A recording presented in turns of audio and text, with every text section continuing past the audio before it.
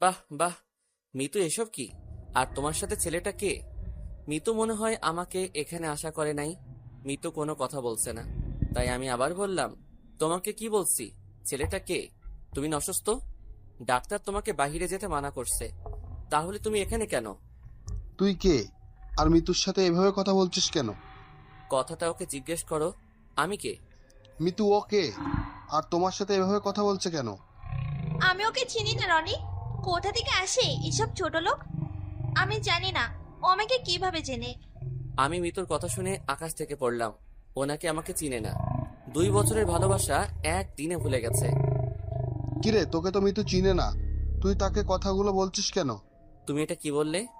আমাকে তুমি চিনো না? 2 বছরের ভালোবাসা 1 মিনিটে ভুলে গেলে? বাহ বাহ, তোদের মতো বড় লোকের মেয়েদের ভালোবাসা আমার ভুল ছিল। আগে যদি জানতাম তুই আমার সাথে এত বড় প্রতারণা করবি, তাহলে তোকে কখনো ভালোবাসতাম না। তুই একটা মিথ্যাবাদী। তুই কখনো কাউকে ভালোবাসতে পারবি না, কারণ তোদের মনে ভালোবাসা নেই, আছে শুধু টাকার অহংকার। রনি, তুমি দাঁড়িয়ে কি দেখছো? ছোট লোকটাকে এখান থেকে মেরে বের করে দাও। আমাকে বাহির করতে হবে না, আমি নিজেই চলে যাচ্ছি। আজ আমার টাকা নেই, গাড়ি বাড়ি নেই, তাই তুমি আমাকে বলে অন্য কাউকে ভালোবাসলে। একদিন সময় আসবে, এই টাকার জন্য তোমাকে পথে নামতে হবে, কথাটা মনে রাখিস। আর কোনো কথা না বলে পার্ক থেকে বেরিয়ে সোজায় নিজের বাসায় চলে আসলাম। বাসায় এসে ওয়াশরুমে চলে গেলাম। ফ্রেশ হয়ে মোবাইলটা হাতে নিয়ে দেখি রাইসা অনেকগুলো ফোন দিছে, তাই আমি তাকে ফোন দিলাম। ভাইয়া, কেমন আছিস? এই তো ভালো, তুই কেমন আছিস? বাবা মা কেমন আছে? আমরা সবাই ভালো আছি। আম্মু খালি তোর কথা চিন্তা করে। ভাইয়া, প্লিজ তুই বাসায় চলে আয়। না বোন, যেদিন আমি নিজের পায়ে দাঁড়াতে পারবো সেই দিন বাসায় ফিরে যাব। তুই মা বাবার খেয়াল রাখিস। তোর কাছে টাকা পয়সা আছে? না থাকলে আমি পাঠিয়ে দিই। আমার কাছে টাকা আছে, সমস্যা নেই বোন। টাকা লাগলে তোকে ভাইয়া বলবো। ঠিক আছে, ভালো থাকিস। ঠিক আছে, তুইও ভালো থাকিস। ফোন কেটে দিয়ে শুয়ে পড়লাম। ঘুমাতে ঘুমাতে আপনাদের পরিচয়টা দিয়ে দেই। আমি রাসেল, বর্তমানে একটা হোটেলে কাজ করি। আর কিছু জানতে হবে না, গল্পে থাকেন জানতে পারবেন। আর মিতু, ও হচ্ছে বড়লোক বাবার একমাত্র মেয়ে। তার আর আমার 2 বছরের রিলেশন। হোটেলে কাজ করাকালীন তার সাথে আমার প্রেম হয়। সে জানে আমি হোটেলে কাজ করি, তারপরও সে আমাকে ভালোবাসার কথা বলেছে, কিন্তু আমি রাজি হই নাই। তার জোড়াজড়িতে লাস্ট পর্যন্ত রাজি হলাম। হোটেলে কাজ করি আজ 2 বছর 3 মাস ধরে। মিতু যদি আমাকে ভুলে অন্য কাউকে ভালোবাসতে পারে, তাহলে আমি কেন তাকে ভুলে থাকতে পারবো না? এখন থেকে বড় লোকের মেয়ের সাথে কখনো প্রেম করব না। তো যাই হোক, সকালে ঘুম থেকে উঠে ফ্রেশ হয়ে হোটেলে চলে গেলাম। আগে নাস্তা করে নিলাম, তার কাজ করতে লাগলাম। হঠাৎ ম্যানেজার ডাক দিল। জি আঙ্কেল, বলুন। আসলে আমাদের ম্যানেজার অনেক ভালো, হোটেলের সবাই তাকে আঙ্কেল বলেই ডাকে। রাসেল, উত্তর পাশের টেবিলে 2জন কাস্টমার আসছে, তাদের থেকে অর্ডার নিয়ে আসো। জি আঙ্কেল। আমি উত্তর পাশে টেবিলে গিয়ে দেখি 2টা মেয়ে বসে আছে। একজনের চেহারা দেখা যাচ্ছে, কিন্তু আরেকজনের চেহারা দেখা যাচ্ছে না। আমি তাদের বললাম, ম্যাম, আপনারা কি খাবেন? আমার কথা শুনে মেয়ে দুটো আমার দিকে তাকালো। আমি একজনকে দেখে অবাক হয়ে গেলাম। কি মনে করছেন মিতু? আরে না, মেয়েটার নাম নাদিয়া। নাদিয়া দেখতে অনেক সুন্দর। আমি আর নাদিয়া একসাথে কলেজে পড়েছি। নাদিয়ারা ছিল অনেক গরিব, তার বাবা কষ্ট করে তার পড়াশোনা চালিয়েছে। কিন্তু নাদিয়া কলেজে কারোর সাথে তেমন কথা বলতো না, কারণ সে গরিব। এ কারণে কারোর সাথে মিশে না। আপনার নাম নাদিয়া না? জি, আমার নাম নাদিয়া। আপনি রাসেল, রাইট? এবং অনেক মেয়ের ক্রাশ ছিলেন। জি, আমি রাসেল, আর আমি এই হোটেলে কাজ করি। তুই ওকে চিনিস নাদিয়া? চিনি। আমি আর উনি একসাথে কলেজে পড়াশোনা করছি। তো আপনি ঢাকা ছেড়ে এখানে কেন? আসলে নাদিয়ার বাবা মারা গেছে, আজ 1 মাস হয়েছে। এখন নাদিয়া পুরো একা হয়ে গেছে। নাদিয়ার সাথে আমার ফেসবুকে পরিচয়। যখন জানতে পারলাম তার বাবা মারা গেছে, তখন তাকে বলি আমার এখানে চলে আসতে। খুব ভালো করছেন। তো আপনার নাম? জি, আমার নাম তিশা। পরিবারে আব্বু আম্মু আর আমি থাকি। আমি একটা অফিসে কাজ করি, তাই দিয়ে সংসার চলে। ও, এবার বলুন কি খাবেন। তারপর তারা অর্ডার দিল। আমি তাদের খাবার এনে দিলাম, কিন্তু নাদিয়ার চেহারার দিকে তাকিয়ে দেখি ও মনে হয় কি চিন্তা করছে। কিছু মনে না করলে একটা কথা বলতে পারি? মনে করার কি আছে, বলুন। নাদিয়াকে দেখে মনে হচ্ছে কি চিন্তা করছে। আমাকে একটু বলবেন কি হয়েছে? আসলে নাদিয়াকে আমি যে অফিসে চাকরি করি সেখানে নিয়ে গেছে, কিন্তু বস বলল তাদের নাকি লোক লাগবে না। তাই এখন সে চিন্তা করছে কি করবে। ও, এ কথা। সমস্যা নেই, আমি ওর চাকরির ব্যবস্থা করে দিব। আগে খাবার খেয়ে নাও। আপনি কিভাবে আমার চাকরির ব্যবস্থা করে দিবেন? সেটা আপনাকে ভাবতে হবে না, আগে খাবার খেয়ে নেন। তারপর দুজনে খাবার খেতে লাগলো। খাবার খাওয়া শেষ হওয়ার পর বিল দিতে আসলে আমি বলি, আপনাদের বিল দিতে হবে না, বিল আমি দিয়ে দিছি। আপনি কেন আমাদের বিল দিচ্ছেন? মনে করো বন্ধু হয়ে বন্ধুর বিল দিছি, অন্য সময় নয়, আপনি দিবেন। এখন চলেন, কোথায় যাব? আপনার চাকরির জন্য। ঠিক আছে, চলুন। তারপর হোটেল থেকে বেরিয়ে তাদের একটা অফিসে ঠিকানা দিলাম।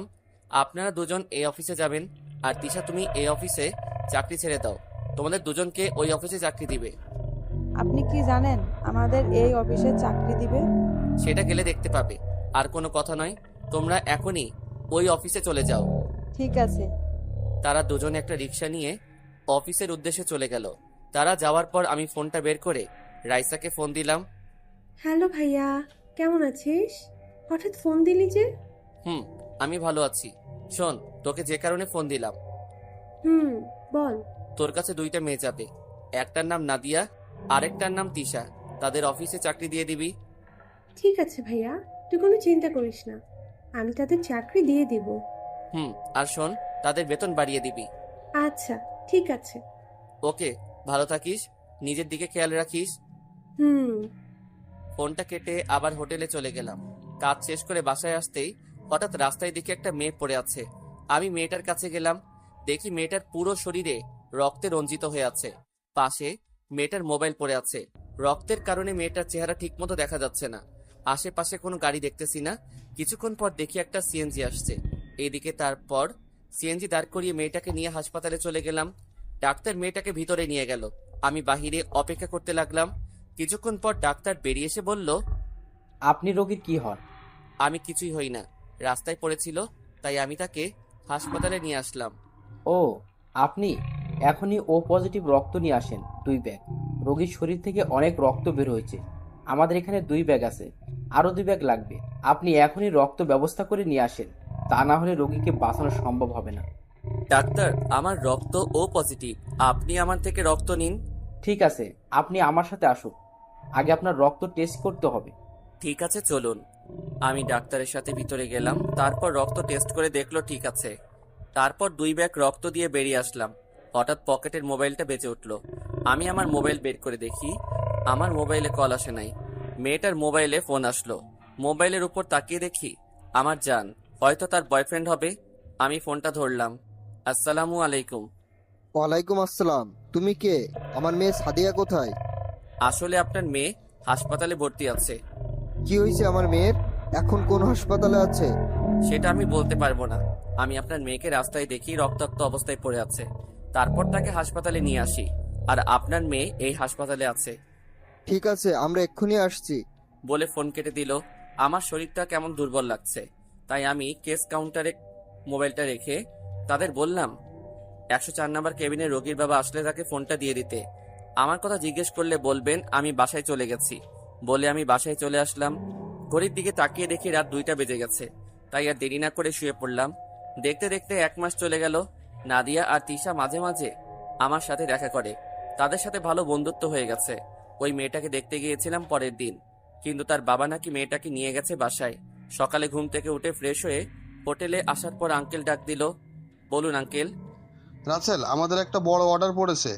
এই এলাকার এমপির মেয়ের জন্মদিন, তাই আমি চাই সবকিছু তুমি দেখাশোনা করবে, কারণ তোমার থেকে বেশি কেউ বোঝে না। ঠিক আছে আঙ্কেল, আমি সবকিছু রেডি করছি। ঠিক আছে। তারপর মাল সামানা নিয়ে এমপির বাড়ি চলে গেলাম। সবকিছু ঠিক করে দিয়ে বাসায় চলে আসলাম। পরের দিন সকালে ঘুম থেকে উঠে ফ্রেশ হয়ে এমপির বাড়িতে চলে গেলাম। আপনারা হয়তো ভাবছেন কি কাজ, আসলে আমরা সবার খাবারের সব আইটেম প্যাক করব। আমি এসে দেখি তারা সবাই কাজ শুরু করে দিছে। দেখতে দেখতে সন্ধ্যা হয়ে গেছে, সব মেহমান আসতে শুরু করে দিছে, আর আমাদের খাবারের আইটেম সব রেডি হয়ে গেছে। এমপির মেয়ের জন্মদিন বলে কথা, সব বড় বড় লোক আসছে, কিন্তু আমি এখনো পর্যন্ত এমপির মেয়েকে দেখলাম না। হঠাৎ দেখি 10-12টা গাড়ি আসলো, সব মিডিয়া সামনে চলে গেল। মনে হয় বড় কোনো লোক আসছে। ঠিকই ধরেছেন, এ আর কেউ নয়, উনি হচ্ছেন, উনি কে তা পরের পর্বে জানতে পারবেন। যদি ভালোবাসা বিশেষ কিছুর উপর নির্ভর করে গড়ে ওঠে, তাহলে সেই বিশেষ কিছু হারিয়ে গেলে ভালোবাসাও হারিয়ে যায়।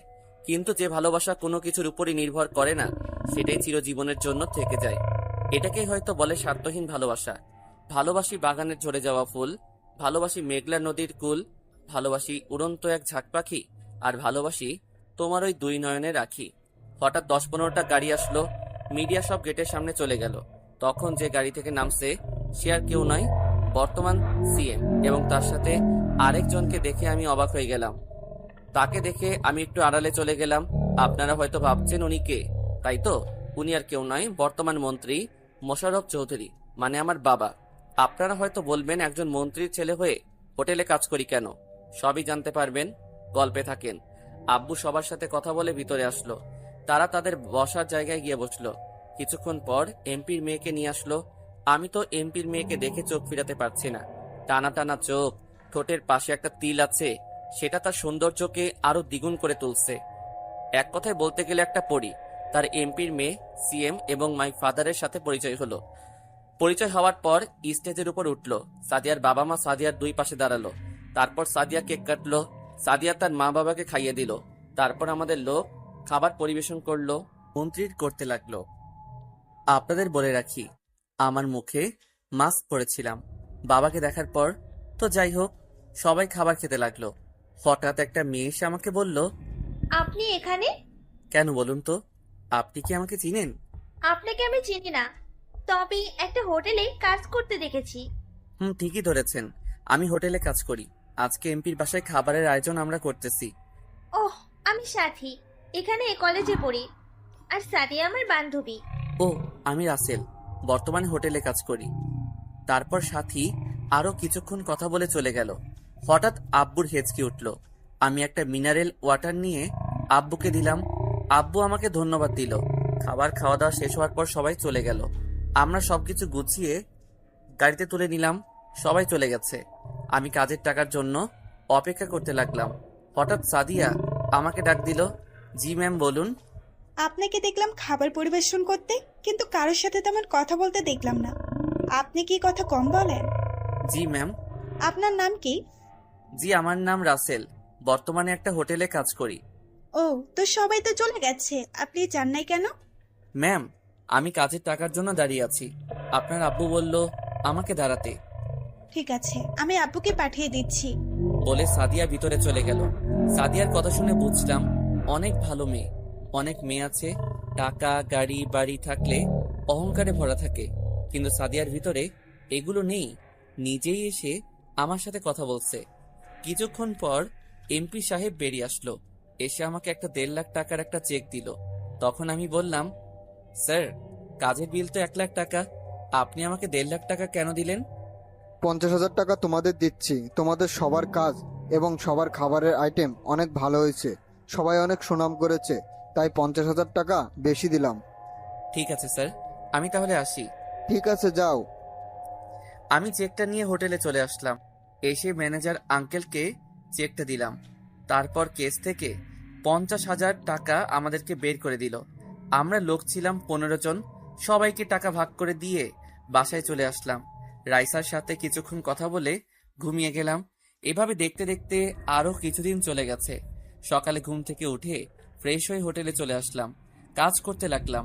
হঠাৎ দেখি এমপির মেয়ে, মানে সাদিয়া, তার কিছু বান্ধবী নিয়ে হোটেলে ঢুকতে আসে। আমি আমার এক বন্ধুকে অর্ডার নিয়ে আসার জন্য বললাম, কিন্তু বন্ধু এসে আমাকে বলল তারা নাকি আমাকে যেতে বলেছে। আমি আর দাঁড়িয়ে না থেকে তাদের সামনে গেলাম। জি ম্যাম, বলুন কি খাবেন? আপনি কোথায় ছিলেন? ম্যাম, আমি পাকঘরে ছিলাম। ও, ঠিক আছে। ওই, তোরা সবাই কি খাবে, অর্ডার দে। তারপর সাদিয়ার বান্ধবীরা অর্ডার দিল। আমি তাদের খাবার এনে দিলাম। এটা কিন্তু আমার কাজ না, তারপরও এনে দিলাম, কারণ আমি সাদিয়াকে প্রথম দেখায় ভালোবেসে ফেলেছি। হাই হাই, আমি এটা কি বললাম? আমি তো বলছি বড় লোকের মেয়ের সাথে কখনো প্রেম করব না। এখন দেখি আবার বড় লোকের মেয়ের প্রেমে হাবুডুবু খাচ্ছি। তো যাই হোক, খাওয়া দাওয়া শেষ করে বিল দিয়ে সাদিয়া এবং তার বান্ধবীরা চলে গেছে। একদিন সবাই হোটেলে কাজ করতে আসে। হঠাৎ আঙ্কেল সবাইকে একসাথে হতে বলল। আমরা সবাই একসাথে হলাম। তারপর ম্যানেজার আঙ্কেল বলল, তোমরা তো জানো আমার ছেলে মেয়ে সবাই বাইরে থাকে, আমি আর তোমার আন্টি বাংলাদেশে থাকি। এখন ছেলে মেয়ে বলছে আমাদের দুজনকেও বিদেশে নিয়ে যাবে, তাই আমি এই হোটেলটা বিক্রয় করে দিব। আমি কাগজপত্র সব ঠিক করে রেখেছি, ভালো কোনো অ্যামাউন্ট পেলে বিক্রয় করব। তাই বলছি যতদিন না হোটেল বিক্রি হচ্ছে তোমরা অন্য কোথাও কাজ খুঁজে নাও। যখন আপনার ছেলেরা আপনাকে নিয়ে যেতে চায় বাহিরে, তাহলে তো আর ধরে রাখতে পারবো না। আমি একটা কথা বলি আঙ্কেল, কি কথা বলো? আমি আপনার হোটেলটা কিনতে চাই। তাহলে হোটেলের কেউ কোথাও কাজ খুঁজতে হবে না। বর্তমানে কাজ সহজে মিলে না। যার টাকা আছে তারা ঘুষ দিয়ে চাকরি নিতে পারে, আর যাদের টাকা নাই তারা রাস্তায় রাস্তায় ঘুরতে হয়। তো বলেন আঙ্কেল, কত টাকায় বিক্রি করতে চান হোটেল? তুমি টাকা কোথায় পাবে? আপনার এখানে কাজ করে যা টাকা পাই সবগুলো আমি জমা করে রেখেছি, আর আমার আগের কিছু জমানো টাকা আছে। আপনি বলুন কত টাকা হলে হোটেলটা বিক্রি করবে? আমি বাইরে অন্য কারোর কাছে বিক্রয় করলে বেশি টাকা পাবো, কিন্তু না, আমি তোমার কাছে বিক্রয় করব। আমি জানি তুমি হোটেলটা আরো বড় করতে পারবে। আমি মনে করছি 25 লাখ টাকা হলে বিক্রি করব। তুমি যেহেতু কিনতে চাও তাহলে আমি 20 লাখ টাকাই দিব। ঠিক আছে আঙ্কেল, আপনি কাগজপত্র সব ঠিক করে রাখেন, আমি কালকে এসে সব টাকা দিব। ঠিক আছে। তারপর হোটেলের সবাই আমাকে জড়িয়ে ধরে কান্না করে দিল। তারা বলল আমি যদি হোটেলটা না কিনতাম তাহলে তারা কোথায় যাবে। তাদের আমি বড় উপকার করলাম। তারপর রাতে কাজ শেষ করে বাসায় আসলাম। বাসায় এসে সব টাকা বের করলাম। সব টাকা মিলিয়ে দেখি 15 লাখ টাকার মতো আছে, বাকি আরো 5 লাখ টাকা। তারপর রাইসাকে ফোন দিলাম। ভাইয়া কেমন আছিস? আমি ভালো আছি, তুই কেমন আছিস? আমি ভালো আছি। খাবার খেয়েছিস? খেয়েছি। রাইসা, তোকে যে কারণে ফোন দিলাম, আমার কিছু টাকা লাগবে। কত লাগবে বল, আমি পাঠিয়ে দিব। বেশি না, 5 লাখ টাকা হলে চলবে। আমি তোকে পরে দিয়ে দিব। আমার টাকা লাগবে না, তুই বল কখন লাগবে টাকা। কালকে লাগবে। তুই নাদিয়ার হাতে টাকাটা দিয়ে দিস, সে আমাকে এনে দিবে। ভাইয়া তোকে দেখতে মন চাইছে, প্লিজ ভাইয়া টাকাটা আমি তোর কাছে নিয়ে আসি। তোর মুখটা দেখছি না, অনেক দিন হয়ে গেছে, তুই না করিস না। ঠিক আছে, তোকে আমি একটা ঠিকানা মেসেজ করে পাঠিয়ে দিচ্ছি, তুই কালকে ওখানে চলে আসবি। ঠিক আছে ভাইয়া। আরো কিছুক্ষণ কথা বলে ফোনটা কেটে দিলাম। আমি তোকে প্রতিদিন দেখি বোন, আমি একমাত্র তোর জন্য এখানে পড়ে আছি। তুই জানিস বোন, তোর ক্ষতি করার জন্য কত লোক পড়ে আছে। তোর এই ভাইটা সব সময় তোর পাশে আছে। আমি এখানে পড়ে আছি একমাত্র তোর জন্য। এসব কিছু ভাবতে ভাবতে ঘুমিয়ে গেলাম। রাতে রাইসাকে ঠিকানা মেসেজ করে পাঠিয়ে দিচ্ছি। সকালে ঘুম থেকে উঠে ঠিকানায় পৌঁছে গেলাম। গিয়ে দেখি রাইসা আমার আগে এসে বসে আছে। কেমন আছিস? রাইসা আমাকে দেখে দৌড়ে এসে জড়িয়ে ধরে কান্না করে দিল। আমার চোখ দিয়ে 2 ফোঁটা পানি পড়ে গেল। ভাইয়া তোকে ছাড়া কেমনে ভালো থাকি বল। যে ভাইটার সাথে সবসময় দুষ্টুমি করতাম, যে ভাইটার মুখ না দেখে আমি থাকতে পারতাম না, সে আমি কি করে ভালো থাকি। বোন, সময় হলে আবার তোদের কাছে ফিরে যাব। আগে আমি নিজের পায়ে দাঁড়িয়ে নেই, আব্বুকে দেখিয়ে দিব আমিও পারি। আমি প্রতিদিন নামাজ পড়ে আল্লাহর কাছে দোয়া করি তুই যেন নিজের পায়ে দাঁড়িয়ে সবার সামনে আসতে পারিস। এখানে 10 লাখ আছে, প্লিজ ভাইয়া বেশি টাকাগুলো ফিরিয়ে দিস না। ঠিক আছে, তুই জিজ্ঞেস করবি না টাকাগুলো কেন চাইছি? আমি জানি ভাইয়া তুই খারাপ কাজে টাকা খরচ করবি না, তাই বলার প্রয়োজন মনে করিনি। আমি টাকাগুলো নিছি এই কারণে আমি একটা হোটেল কিনছি। তারপর আঙ্কেলের কাহিনী সব খুলে বললাম। ভালো করছিস, দেখবি তুই এই হোটেল নিয়ে অনেক বড় উপরে উঠবি, আমার বিশ্বাস। তাই যেন হয় বোন। এখন তুই অফিসে চলে যা। আর একটু থাকি না ভাইয়া। না বোন, পরে আবার তোকে ডাকবো ভাইয়া। আর বাবা মা কেমন আছে? বাবা তো সারাদিন বাহিরে থাকে, আমার সাথেও তেমন কথা বলে না। আম্মু তো বাসায় একা একা মনমরা হয়ে বসে থাকে। আমি তো অফিসে থাকি, অফিস শেষ করে বাসায় গিয়ে আম্মাকে কিছুক্ষণ সময় দিই। ও ঠিক আছে, তুই এখন চলে যা, আমি এখন হোটেলে যেতে হবে। ঠিক আছে ভাইয়া, নিজের শরীরের যত্ন নিস। রাইসা গাড়ি নিয়ে চলে গেল। আমি দাঁড়িয়ে না থেকে হোটেলে চলে আসলাম। হোটেলে এসে আঙ্কেলকে টাকা দিয়ে সব কাগজপত্র বুঝিয়ে নিলাম। এখন আমি নিজের মতো করে হোটেল চালাতে লাগলাম। আস্তে আস্তে আমার হোটেল নাম করা হয়ে গেছে। সবাই এখন এক নামে চিনে, মা বাবার দেওয়া হোটেল অ্যান্ড রেস্টুরেন্ট। আমার হোটেল এখন বাইরের লোক এসে খাবার খায়। এই হোটেল ওপরে ওঠাতে আমার 6 মাস চলে গেছে। এই 6 মাসের ভিতরে সাদিয়া অনেকবার এসেছে আমার হোটেলে এসে আমার দিকে কেমন করে যেন তাকিয়ে থাকে। আসল কথা বলতে, সাদিয়ার এই তাকানো দেখে আমি তার প্রেমে পড়ে গেছি। সাদিয়াকে দেখে মনে হচ্ছে সেও আমাকে ভালোবাসে। তাকাবে না কেন? এককালে কলেজে সব মেয়ের ক্রাশ ছিলাম। আসলে বাস্তবে আমি অনেক কালো একটা ছেলে। কোনো মেয়ে আমার প্রেমে ভুলেও পড়বে না। দেখতে দেখতে 1 বছর চলে গেছে। এখন আমার বাড়ি গাড়ি সব কিছু আছে। আমি এখন নিজের পায়ে দাঁড়াতে পেরেছি। এখন আমার আব্বু বলতে পারবে না তুই জীবনে কিছু করতে পারবি না। এখন ভাবছি সাদিয়াকে প্রপোজ করব। দেরি না করলে হয়তো অন্য কেউ নিয়ে যাবে। এই 1 বছরে সাদিয়ার সাথে ভালো বন্ধুত্ব হয়ে গেছে। তার সাথে এখন ফোনে কথা হয়। রাতে সাদিয়াকে ফোন দিলাম। বলো। কেমন আছো? ভালো আছি। তুমি কেমন আছো? আমিও ভালো আছি। কালকে আমার সাথে একটু দেখা করতে পারবে? কোথায় দেখা করবে? আমরা যে জায়গায় মাঝে মাঝে দেখা করতাম। ঠিক আছে, কয়টায় আসবে? বিকাল 5টায়। ওকে, ঠিক আছে। তারপর আরো কিছুক্ষণ কথা বলে ফোনটা কেটে দিলাম।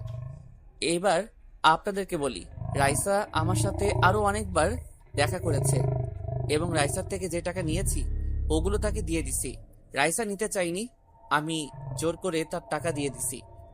আপনারা হয়তো এখন জিজ্ঞেস করবেন রাইসার ক্ষতি করার জন্য কেন লোক পড়ে আছে। রাইসা কি করেছে? এখানে রাইসা কিছু করে নাই।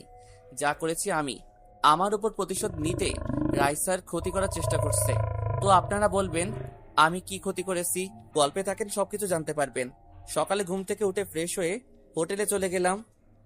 বিকেলে হোটেল থেকে বেরিয়ে গাড়ি নিয়ে পার্কে চলে আসলাম। পার্কে ঢুকে দেখি সাদিয়া আমার সাথে এসে বসে আছে। সাদিয়া আমাকে দেখে বলল, তোমার আসতে এত দেরি হলো কেন? হোটেলে অনেক কাস্টমার, তাই আসতে লেট হয়ে গেছে। আপনাদের একটা কথা বলি, আমি হোটেলটা আগে যেভাবে কাজ করেছি এখনো সেভাবে কাজ করি। কেউ বুঝতে পারবে যে আমি এই হোটেলের মালিক। আমার হোটেলের একজন ম্যানেজার রাখছি। তো যাই হোক, ও, তা কি কথা বলবে বলো? আমার কথা শুনে আবার রাগ করবে না তো? না, রাগ করবো না, বলো কি বলবে। আমার জীবনে কেউ নেই তুমি ছাড়া। আমার জীবনে কোনো স্বপ্ন নেই তুমি ছাড়া। আমার দু চোখ কিছু খোঁজে না তোমায় ছাড়া। আমি কিছু ভাবি না তোমায় ছাড়া। আমি কিছু লিখতে পারি না তোমার নাম ছাড়া। আমি কিছু বুঝতে চাই না তোমায় ছাড়া। সাদিয়া, তোমার সাথে কথা বলতে বলতে আমি তোমাকে কখন যে তোমাকে ভালোবেসে ফেলেছি আমি নিজেও জানি না।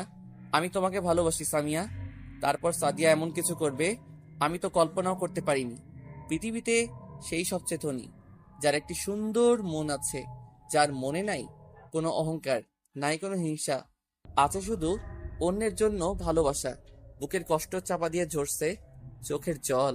মনের মানুষ ভুলে গেছে কাকে দিব কল। মেঘহীন আকাশে চাঁদের নেই আলো। এই পৃথিবীতে আমি ছাড়া সবাই আছে অনেক ভালো। এই কথাটা বলতে এত সময় লাগিয়ে দিছো? তুমি জানো না, তোমাকে যেই তোমার জন্মদিনে দেখি সেদিন তোমাকে আমার অনেক পছন্দ হয়ে যায়, আর আমি তোমাকে ভালোবেসে ফেলি। তুমি বোঝো না, তোমার রেস্টুরেন্টে এসে তোমার দিকে তাকিয়ে থাকি কেন? কারণ আমি তোমাকে ভালোবাসি, তাই তাকিয়ে থাকি। তাহলে তুমি আমাকে ভালোবাসার কথা বললে না কেন? বলিনি ভয়ে। যদি তুমি না করে দাও তাহলে তো তোমার সামনে আসতে পারবো না, আর আমি একটা মেয়ে হয়ে কিভাবে তোমাকে ভালোবাসার কথা বলি। তুমি জানো, প্রথম যেদিন তোমাকে দেখি তোমাদের বাড়ি, সেদিন থেকে ভালো লাগে। পরে আমি চিন্তা করলাম তুমি যদি নিতুর মতো আমাকে ধোকা দাও, তাই আর বলি নাই। কিন্তু তুমি যতদিন আমার সামনে আসো আমি সবকিছু ভুলে যাই। আগে বলো, এই মৃত্যুটাকে? মিতু আমার প্রথম ভালোবাসা। আমি কখনো কোনো ছেলেকে ভালোবাসি নাই। তুমি আমার উপর ভরসা রাখতে পারো, তোমাকে ছেড়ে আমি কোথাও যাব না। আমি সব বড়লোক মেয়ের মতো না। ঠিক আছে, এবার ছাড়ো। পার্কের সবাই আমাদের দিকে তাকিয়ে আছে। না, ছাড়বো না। আমি আমার ভালোবাসার মানুষকে জড়িয়ে ধরে আছি, এতে সমস্যা কোথায়? ঠিক আছে বাবা, তুমি জড়িয়ে ধরো থাকো। আরো কিছুক্ষণ বসে বাসায় চলে আসলাম। সাদিয়াকে তাদের বাসায় নামিয়ে দিয়ে আমি আমার বাসায় চলে আসলাম। বাসায় এসে ফ্রেশ হয়ে বিছানায় শুয়ে পড়লাম। হঠাৎ মোবাইলটা বেজে উঠলো। তাকিয়ে দেখি রাইসা ফোন দিছে। কেমন আছিস? আমি ভালো আছি, তুই কেমন আছিস? আমি ভালো আছি। বাবা মা তারা কেমন আছে? আম্মু আম্মু তো তোর চিন্তায় চিন্তায় অসুস্থ হয়ে পড়েছে, আর এখন আব্বুও কেমন যেন হয়ে গেছে। কি করব বল, আমার আরো কিছু কাজ বাকি আছে। কাজ শেষ করে বাসায় ফিরে আসবো। প্লিজ ভাইয়া, তুই বাসায় ফিরে আয়। সময় হলে অবশ্যই ফিরে আসবো। তুই আব্বু আম্মুর খেয়াল রাখিস। হুম। আর তোকে যে কারণে ফোন দিছি সেটাই তো বলা হয়নি। কি কথা বল। আজকে আমাকে দেখতে এসেছে। ছেলে আমেরিকা থাকে, আমাকে তাদের পছন্দ হয়েছে। আর ছেলে নাকি আব্বুর বন্ধুর ছেলে। ছেলে অনেক ভালো, বিয়ের পর আমাকে আমেরিকা নিয়ে যাবে। তাহলে তো ভালোই। তো দিন তারিখ কবে ঠিক করবে? আকাশ আজকে রাতে বাংলাদেশ আসবে, কালকে এসে আন্টি পড়িয়ে দিবি, 3 তারিখ ঠিক করবে। তুই এই বিয়ে করিস না রাইসা। কেন ভাইয়া? কারণ তোকে একজন মানুষ অনেক আগে থেকে পছন্দ করে এবং ভালোবাসে। মানুষটা কে, আর তার নাম কি? তাকে তুই চিনিস, সে হচ্ছে রাফি। কোন রাফি? তোর বন্ধু রাফির কথা বলছিস? হুম। কই, রাফি ভাইয়া তো আমাকে কিচ্ছু বলেনি। সে বলে নাই আমার কারণে। যদি আমি তার সাথে বন্ধুত্ব নষ্ট করে দেই, সেই ভয়ে তোকে বলতে পারে না। তুই জানলি কিভাবে যে রাফি আমাকে ভালোবাসে? আমি একদিন রাফির বাসায় গিয়ে তার রুমে বালিশের নিচে একটা ডায়েরি পাই। তারপর ডায়েরি খুলে দেখি তোর ছবি ডায়েরির ভিতরে।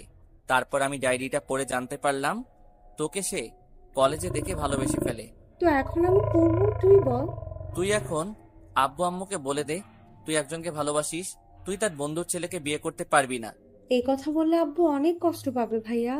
সেটা নিয়ে তোকে চিন্তা করতে হবে না, আমি ওটা দেখে নিব। আচ্ছা ঠিক আছে। আরো কিছুক্ষণ কথা বলে ফোনটা কেটে দিলাম। আমি জানি আব্বু রাইসাকে অনেক ভালোবাসে। রাইসার সুখের জন্য আব্বু সব করতে পারে। আমাকে ভালোবাসে না তা নয়, আমাকেও ভালোবাসে, শুধু আমার উপর অভিমান করে আছে। রাতে একজনের সাথে কিছু কথা বলে ঘুমিয়ে পড়লাম। এভাবে দেখতে দেখতে আরো 10-15টা দিন চলে গেল। আব্বু প্রথমে রাইসার অমন অবস্থায় অভিমান করেছে, কিন্তু অভিমান করে বেশি দিন থাকতে পারে নাই। আব্বু রাফিকে তার বাবা মাকে নিয়ে বাসায় যেতে বলছে।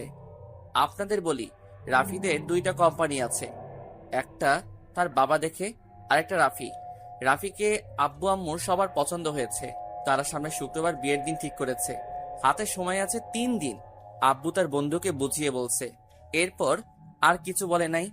এখানেও একটা রহস্য আছে, পাশে থাকেন জানতে পারবেন। এবার আপনাদের বলি আব্বুর সাথে আমার কি হয়েছে। আপনাদের বলি, আব্বু মন্ত্রী পদে এসে টাকার নেশা তার ভিতরে ঢুকে যায়। যারা সরকারি চাকরি নিতে আসে তাদের থেকে তাদের একটা চাকরি দেয়। এটা নিয়ে আব্বুর সাথে তর্ক বিতর্ক সৃষ্টি হয়।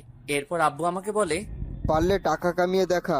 অনেক পরিশ্রম এবং টাকা খরচ করে মন্ত্রী পদ পেয়েছি। আমাদের মতো পরিশ্রম করে টাকা কামিয়ে দেখা। আমি টাকা কমিয়ে ঠিকই দেখাবো, তবে তোমার মতো হারাম টাকা না। আমি হালাল টাকা কামিয়ে তোমাকে দেখাবো। তুই যদি হালাল টাকা কামিয়ে আমার সামনে আসতে পারিস তাহলে আমি হারাম খাওয়া ছেড়ে দিব। তারপর আর কি, বাসা থেকে বেরিয়ে হোটেলে কাজ নিলাম। তারপর কি হলো আপনারা তো জানেন। পরের দিন সকালে উঠে আর রেস্টুরেন্টে যাইনি, কারণ আমি বাড়িতে যাব। রাইসা সোজা বলে দিছে আমি যদি না যাই তাহলে সে বিয়ে করবে না। সাদিয়া এবং আমার ভালোবাসা আগের মতোই চলছে, তবে মাঝে মাঝে সাদিয়াকে ফোন দিয়েলে ব্যস্ত থাকে। আমি তাকে বলে সে বলে নানি ফুপা ফুপি তাদের অনেক আত্মীয় স্বজনের সাথে কথা বলে, তাই আমি আর কিছু বলি না। পরের দিন সাদিয়াকে ফোন দিয়ে বললাম আমার সাথে মার্কেটে যাওয়ার জন্য, কিন্তু সে বলল তার নাকি বাসায় মেহমান আসবে। আমি বাসা থেকে বেরিয়ে গাড়ি নিয়ে মার্কেটে চলে গেলাম। গাড়ি পার্কিং করে যেই না গাড়ি থেকে নেমে মার্কেটের ভিতরে ঢুকবো, হঠাৎ একটা জায়গায় চোখ আটকে গেল। দেখি সাদিয়া একটা ছেলের সাথে দাঁড়িয়ে কথা বলছে, আর যেই ছেলেটাকে দেখলাম তাকে দেখে আরো অবাক হলাম। ও দেশে আসলো কবে, আর সাদিয়ার সাথে ওর সম্পর্ক? আমাকে সবকিছু জানতে হবে। আমি মার্কেটের ভিতরে ঢুকে সবার জন্য কেনাকাটা করে বাহিরে এসে দেখি সাদিয়া আর ওই ছেলেটা নেই। আমি গাড়ি নিয়ে সোজা বাসায় চলে আসলাম। বাসায় এসে একজনকে ফোন দিলাম। হ্যালো। বল। নাদিম দেশে কবে আসলো? আর তোরা আমাকে বলিস নাই কেন? আমি তো তাকে কিছুক্ষণ আগে দেখলাম এমপির মেয়ের সাথে গাড়িতে করে কোথায় যেন যাচ্ছে। শোন, নাদিমের উপর ভালো করে নজর রাখবি। সে কোথায় যাবে কি করে সবকিছু আমাকে বলবি। আর এমপির মেয়ের সাথে নাদিমের কি সম্পর্ক তা আমাকে জানাবি। ওকে, সমস্যা নেই। রাইসা এবং আমাদের পরিবারের চারপাশে নজরে রাখিস। বাহিরের কোনো লোকজন যেন ভিতরে না যেতে পারে। ওটা নিয়ে তোকে চিন্তা করতে হবে না, আমি আরো লোক বাড়িয়ে নিছি। যে লোকগুলো নিছি সবগুলো বডি বিল্ডার। নাদিমের লোক তাদের দেখলে ভয়ে জায়গায় প্রসাব করে দিবে। ঠিক আছে, আমি এখন বাড়ি যাব, তোরা ওই দিকে খেয়াল রাখিস। আচ্ছা ঠিক আছে। ফোন কেটে দিয়ে সাদিয়াকে ফোন দিলাম। 2-3 বার দেওয়ার পর ফোন ধরলো। বলো। কোথায় তুমি? হঠাৎ এই কথা? তুমি তো জানো আমি পাশেই আছি। ও, আমার মনে ছিল না। তা মেহমান কি চলে এসেছে? গেস্ট রুমে বসে আব্বু আমার সাথে গল্প করছে। আচ্ছা, তোমাকে যেটার জন্য ফোন দিচ্ছি, আমি আমার এক বন্ধুর বোনের বিয়েতে যাব। তুমি কি আমার সাথে যাবে? তুমি যাও, আমার এসব বিয়ে বাড়িতে যেতে মনে কয় না। মানুষের চেঁচামেচি আমার ভালো লাগে না। ঠিক আছে, তাহলে আমি গেলাম। রাতে ফোনে কথা হবে। ওকে যাও, আল্লাহ হাফেজ। আল্লাহ হাফেজ। আমি ফোন কেটে দিয়ে মনে মনে বললাম, তুমি কেন যাবে না তা আমার ভালো করে জানা আছে। আর তুমি আমাকে ভালোবাসো না, আমার সাথে প্রেমের অভিনয় করছো। কারণ নাদিমের সাথে তোমাকে দেখে আমি বুঝতে পেরেছি। দেখি সাদিয়া, তুমি আমার সাথে কত নাটক করতে পারো। তুমি এখনো এই রাসেলকে চিনো না। তারপর রেডি হয়ে গাড়ি নিয়ে বাসায় চলে আসলাম। আপনাদের বলি, আমি আমাদের বাসা থেকে কিছুটা দূরে থাকি। বাসায় আসতে 1 ঘন্টা সময় লাগে। বাড়ির সামনে আসার পর বাড়ির দারোয়ান গেট খুলে দিল। ভিতরে যাওয়ার পর গার্ড এসে দরজা খুলে দিল। দারোয়ান তার আমাকে দেখে চিনে ফেলছে। আমি গাড়ি থেকে নেমে দরজার সামনে এসে কলিং বেল চাপ দিলাম। আম্মু এসে দরজা খুলে দিল। আমাকে দেখে জড়িয়ে ধরে কান্না করে দিল। মায়ের চেহারা আগের থেকে অনেক শুকিয়ে গেছে, কারণ মা আমাকে অনেক ভালোবাসে। আমি মায়ের চোখের পানি মুছে দিয়ে বললাম, আম্মু কান্না করো না। তুই আমাদের ছেড়ে কিভাবে থাকলি? তোর একবারও কে মায়ের কথা মনে পড়ে নাই? তুই জানিস না তোকে আমি কত ভালোবাসি? আম্মু, তোমাকে প্রতিদিন মনে পড়ে। আব্বুর কথা রাখতে আমি বাড়ি থেকে বের হয়ে গেছি। আজ আমি বাবার কথা রাখতে পেরেছি। এখন আমি নিজের পায়ে দাঁড়িয়ে আছি। আমি হালাল টাকা কামিয়ে আজ আমি টাকা পয়সার মালিক হয়েছি। ঠিক আছে, এখন ভিতরে আয়। চলো। আব্বু কোথায়? তোর আব্বু একটা জনসভায় গেছে, কিছুক্ষণের মধ্যেই চলে আসবে। ওহো, আমার কলিজা কোথায়? ওর রুমে আছে, যা গিয়ে দেখা করে দুজনে ফ্রেশ হয়ে নিচে আয়, আমি টেবিলে খাবার দিচ্ছি। ঠিক আছে আম্মু। বলে আমি রাইসার রুমে চলে আসলাম। এসে দেখি বোন আমার রাফির সাথে মোবাইলে হেসে হেসে কথা বলছে। বাহ বাহ, বিয়ে না হতেই এত কথা। না জানি বিয়ের পর কি করবি। আমাকে তার রুমে দেখে ফোনটা কেটে দৌড়ে এসে জড়িয়ে ধরে কান্না করে দিল। এই পাখলি, কান্না করিস কেন? তুই আসবি, আমাকে বললি না কেন? বলে দিলে তো আর সারপ্রাইজ দিতে পারতাম না। আমি অনেক খুশি হয়েছি ভাইয়া, তুই আবার ফিরে এসেছিস। ঠিক আছে, এখন ফ্রেশ হয়ে নাও, দুজনে একসাথে খাবার খাবো। ঠিক আছে ভাইয়া, আমি এখনই ফ্রেশ হয়ে আসছি। রাইসা ফ্রেশ হতে চলে গেল। আমি আমার রুমে চলে আসলাম। রুমটা কি সুন্দর করে সাজিয়ে রেখেছে। আমি ওয়াশরুমে ঢুকে ফ্রেশ হয়ে নিচে চলে আসলাম। কিছুক্ষণ পর রাইসা এসে আমার পাশে বসলো। আব্বু বলল সে নাকি আমাকে নিজের হাতে খাইয়ে দিব। রাইসা বলল তাকেও খাইয়ে দিতে। আম্মু রাইসাকে আর আমাকে খাইয়ে দিল। খাবার খেয়ে রুমে চলে আসলাম। আপনাদের একটা কথা বলি, রাইসা জানে না আমি যে মন্ত্রীর ছেলে। রুমে এসে একজনকে ফোন দিলাম। তারপর সে যেটা বলল আমি তো অবাক হয়ে গেলাম। তার মানে সাদিয়া আমার ব্যাপারে সবকিছু জানে। তাহলে চলুন, ওপাশ থেকে কি বলেছে। কোনো খবর পেয়েছিস? আমি তোকে ফোন দিতে মোবাইল হাতে নিছি, এখন দেখি তুই ফোন দিবি কেন? নাদিমের সাথে এমপির মেয়ে সাদিয়ার সব খবর জেনে গেছি। কি জানিস বল। সাদিয়া হচ্ছে নাদিমের মামাতো বোন। সাদিয়া বিদেশ থেকে পড়াশোনা করে দেশে এসেছে। আর কি জানিস? আমাদের লোক তাদের পিছনে লাগিয়েছি। কিছুক্ষণ আগে ওরা আমাকে সব বলল। সাদিয়া তোর সাথে প্রেমের অভিনয় করছে। সবকিছু নাদিমের প্ল্যান, যাতে তোকে মারতে সুবিধা হয়। আর সাদিয়া এটাও জানে তুই মন্ত্রীর ছেলে। ওরা কিভাবে জানলো আমাকে সাদিয়া মারার জন্য প্রেমের অভিনয় করছে? নাদিম আর সাদিয়া একটা রেস্টুরেন্টে খাবার খেতে খেতে এইসব বলছে। আমাদের লোক সব শুনে আমার কাছে বলছে।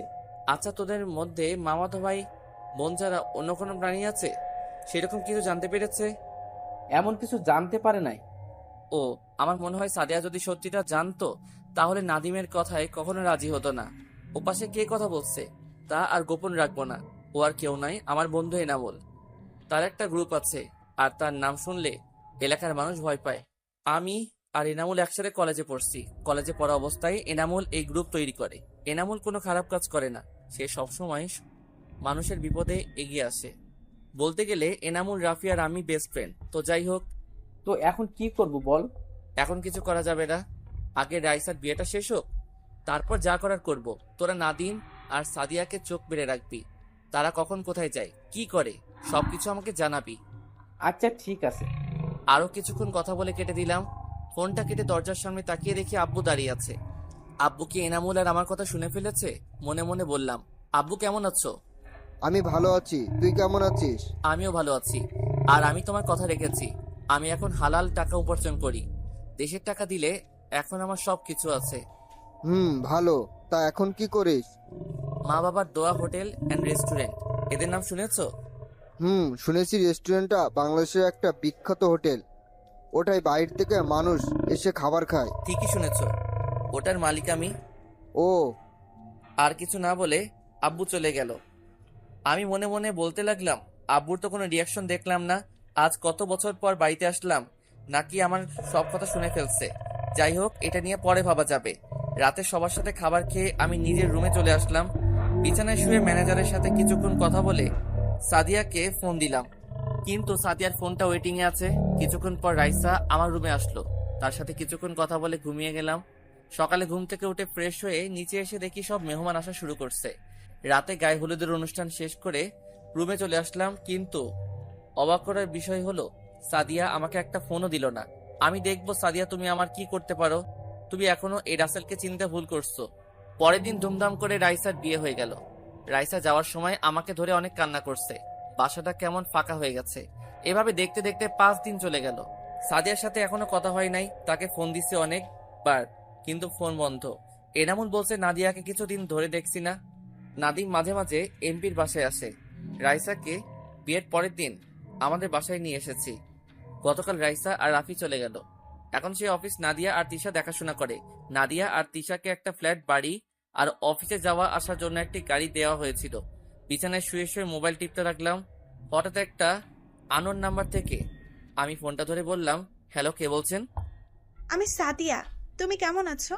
তোমাকে ছাড়া কি করে ভালো থাকি বলো? তুমি এতদিন কোথায় ছিলে? আর তোমার মোবাইল বন্ধ কেন?